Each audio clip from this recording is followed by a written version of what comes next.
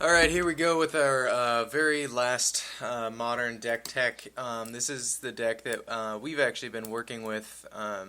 We kind of wanted to combine the elements of Jund with some of the strengths of some other decks that we've been working with lately.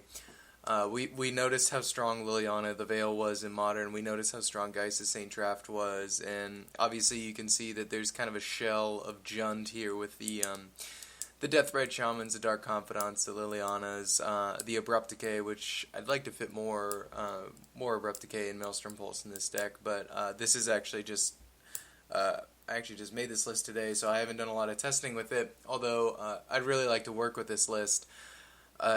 It's got a good amount of removal. It's got a lot of interaction with the opponent. It's got Deathrite Shaman, so I like it there.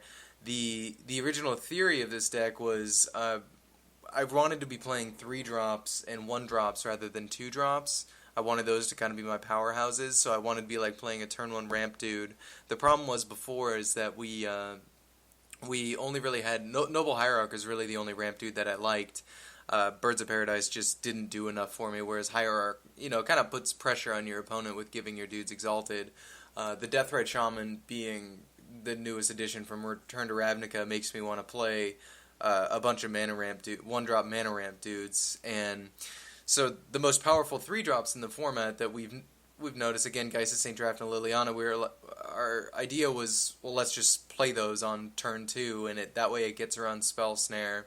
If we play it on turn 2 on the play, then there's literally nothing they can do about it, especially against Geist. You can still pierce the Liliana, but most of the time they're going to be like Serum Visions or Slate of Handing on the turn 1 anyways, so if we're on the play and we're able to go turn 1 Ramp Dude, turn 2 Liliana or Geist, they're going to have a lot of trouble coming back from that, just because of how fast it is. I really did like a lot of the elements in Jund, but I wanted to move away from red, so you can see that we've added white and even blue to this deck, obviously with the Geist. Some of these cards are actually just here for just kind of to test and see how they do, namely the Elspeth and the Sword and Feast and Famine. We have War and Peace in the sideboard. We added 2 Birds of Paradise here just to make sure that we are consistently casting these 3 drops on turn 2 with 10 sources here, which is more than enough. You could get away with running 8 and running probably 2 more removal spells in this slot, like Maelstrom Pulse or Abrupt Decay. One thing that you'll notice, and this is a big change in the deck, is that there's actually no Tarmogoyf. With Deathrite Shaman running rampant and everyone running Graveyard Hate because of Storm and all that nonsense that's out there, Goyf is actually, don't get me wrong, Goyf is an amazing card, but it's just not as powerful as I would like it to be. The thing about it is that I feel like if you're playing with Path to Exile, that Goyf is just not really a problem. My friend Jack Gilchrist, and I did a lot of testing with him. He was playing with America Delver. I was playing with Rug Delver. Every single time I played a Goyf against him, he would always just have the Path or the Snapcast Path. And it's just so easy to answer Goyf with Path to Exile. And not to mention, now that Abrupt Decay is out, it's just really not that hard to deal with a Tarmogoyf anymore. And then, I mean, there's plenty of removal in the deck. You could definitely add more Abrupt Decay and more Maelstrom Pulse to deal with it. You can Inquisition and Thoughtseize it out of their hand. You can Path it, you can Liliana sack it, and you can even jump your dudes over Goyf with the Elspeth, which I thought was kind of cool. And the Sword of Feast and Famine also allows you to bash through it. The Feast and Famine I'm running right now over the War and Peace just because I feel like Jund is so rampant out there, and I really liked the discard theme in this deck, so I figured why not just throw the sword that kind of goes along with the theme of the deck already. You'll notice that I'm bringing back a card that has not seen a lot of play recently, probably because of his colors, I'm guessing. Just black-white has not seen a ton of play in Modern. But I'm kind of using Tidehollow Sculler as my replacement for Tarmogoyf. And I feel like if you're going up against combo with like a turn 1 Inquisition, turn 2 Sculler, turn 3 Liliana, you can really curve with any of these cards against any deck, and it's totally fine. Like, there's no... It's kind of like when you're playing Jund. Like, Jund isn't really, like, bad against anything. It's good. It's a very safe choice. I wanted to lean more towards the hand control because I am very afraid of combo because all the combo decks are very cheap to play. Like the cards in it are not very expensive, so a lot of people like to snatch that up and start working with that as some of their first decks. And playing a deck like this, you can really punish them for it. There's some weaknesses to the deck. You're targeting the player a lot with like Inquisition and the Tide Hollow Sculler and Geist of St. Traft and whatnot.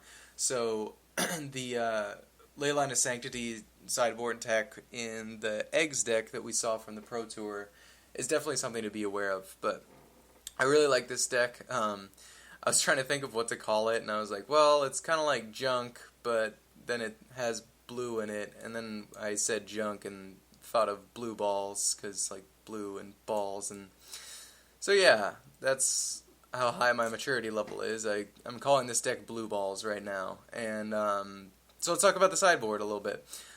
We have the Abrupt Decay and Maelstrom Pulse, which I really do want to fit into the main deck. I probably will end up cutting these birds, but I just want to test it out. I like to I generally err on the side of removal, so normally you'd see my decks looking much more like this. Like birds wouldn't even be in the deck at all, and they would look like this. But I'm going to try out Birds of Paradise, just see how often they're good and how often, they aren't good. Lingering Souls is for Jund, Kitchen Finks is for Jund, Batterskull is for Jund, so you have a nice little Jund package right here. The Abrupt Decay and Maelstrom Pulse, obvious reasons, just catch-all removal. Nature's Claim is kind of your answer for decks like Affinity. I mean, obviously it's just for artifacts and enchantments, and if you've watched the previous videos, a lot of these cards are actually being used more than once, like Thorn of Amethyst here. I really like this card against combo, and it if they do side in, like if you're playing against Eggs and they side in the Leyline of Sanctity, the Thorn of Amethyst still shuts them down, which is really nice.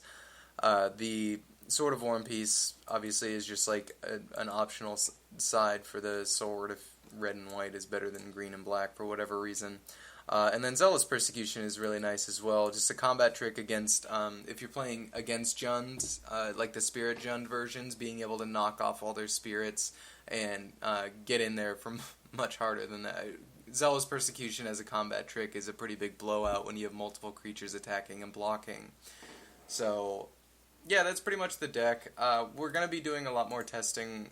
One of my testing partners, Sasha, has a Grand Prix trial coming up, and it's modern, so hopefully he'll be able to play this deck at that tournament, and if he does, we'll do a report on it and kind of show you how the deck's doing and how it's performing and what kind of changes we would like to make to it. So that's it for our modern decks in this gauntlet. You got to see the top 10 decks that we would be playing in modern right now, and also some of the other decks that are kind of on the outskirts as the tier 2 decks that I wouldn't necessarily recommend playing, but you can pick them up if you want to, and they're not like bad decks, they're just tier 2.